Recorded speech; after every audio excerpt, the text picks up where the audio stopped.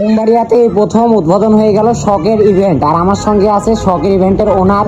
এখানে ভাইয়া কি কি পাওয়া যায় এবং যাবতীয় সবকিছু কি কি তুমি মানুষকে হেল্প করতে পারবা, তোমার এখান থেকে যা যা হবে সবকিছু তুমি বলে দাও। আসসালামু আলাইকুম।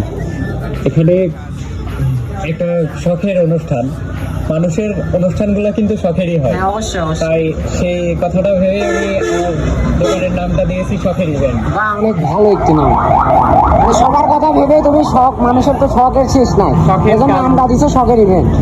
হ্যাঁ, আর এখানে একটা অনুষ্ঠান শুরু করতে গেলে আপনার ডেকোরেশন থেকে ডেকোরেটর, এমনকি আর পাশে ইভেন্টের যাবতীয় যত কাজ। যাবতীয় মালামাল, ফুলের কাজ, সাউন্ডের programme, video programme, everything.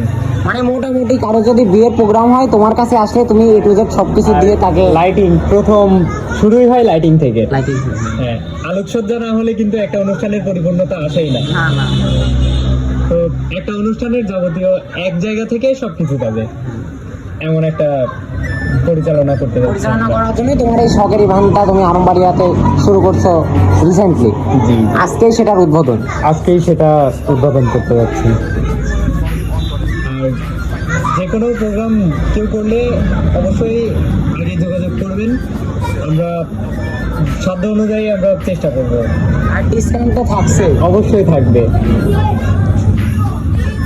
Ishwardi, আরামবাড়িয়া, লালপুরের মধ্যে যে কোনো প্রোগ্রাম হলে অনেকাংশ কম, অনেক রিজনেবল প্রাইসের মধ্যে আমরা ইভেন্টগুলো করে থাকবো।